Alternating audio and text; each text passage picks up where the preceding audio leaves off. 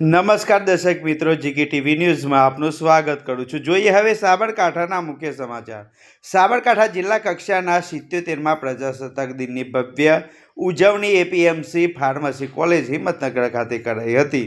શિક્ષણ મંત્રી અને જિલ્લા પ્રભારી મંત્રી શ્રી ડૉક્ટર પ્રદ્યુમન વાજાની અધ્યક્ષતામાં પ્રજાસત્તાક દિન ઉજવાયો હતો। હિંમતનગર તાલુકાના વિકાસ માટે મંત્રીશ્રીના હસ્તે જિલ્લા કલેક્ટરશ્રીની ₹25 લાખનો ચેક અર્પણ કરાયો હતો। રાષ્ટ્ર પર્વની ઉજવણીમાં વિદ્યાર્થીઓ દ્વારા દેશભક્તિ રંગે રંગાયેલ સાંસ્કૃતિક કાર્યક્રમ રજૂ કર્યો હતો। સાબરકાંઠા જિલ્લામાં જિલ્લા કક્ષાના પ્રજાસત્તાક દિન APMC pharmacy college campus Motipura Himmatnagar ખાતે શિક્ષણ મંત્રી અને જિલ્લા પ્રભારી મંત્રી શ્રી ડૉક્ટર પ્રદ્યુમન વાજાના વરદ હસ્તે રાષ્ટ્રધ્વજને સલામી આપી રંગારંગ સાંસ્કૃતિક કાર્યક્રમ સાથે ભવ્ય ઉજવણી કરાઈ હતી। મંત્રીએ પોલીસ માર્ચ પાસ્ટની સલામી ઝીલી હતી અને પરેડનું નિરીક્ષણ કર્યું હતું।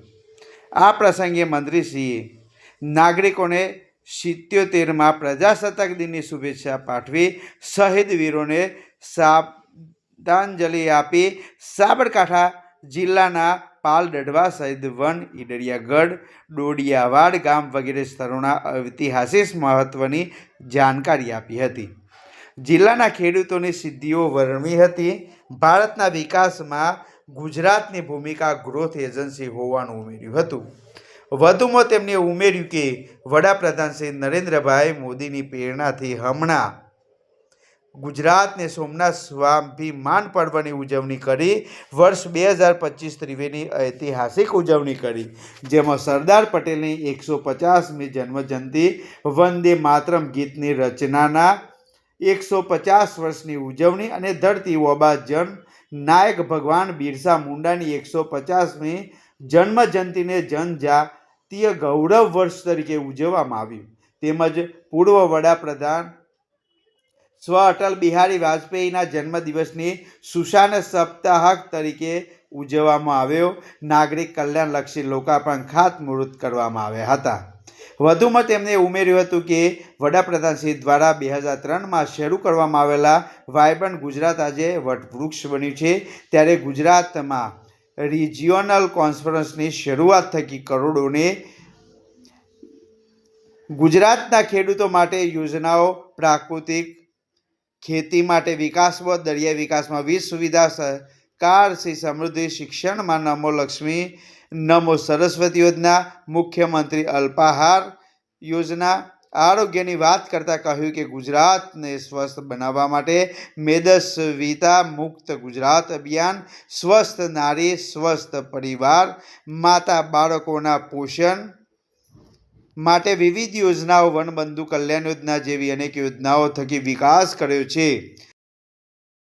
દેશ ભારત દેશના 77મા પ્રજાસત્તાક દિવસની ઉજવણી કરી રહ્યો છે, ત્યારે એ ઉજવણી નિમિત્તે આજે સાબરકાંઠા જિલ્લાના જિલ્લા સ્તરના પ્રજાસત્તાક દિવસ પર્વની ઉજવણી નિમિત્તે અહીંયા બધા જ ચૂંટાયેલા પ્રતિનિધિઓ, સંગઠનના હોદ્દેદારો, વહીવટી અધિકારીઓની સાથે સાથે અલગ અલગ સંસ્થાઓએ ખૂબ જ રંગારંગ સાંસ્કૃતિક કાર્યક્રમોમાં ભાગ લીધો છે।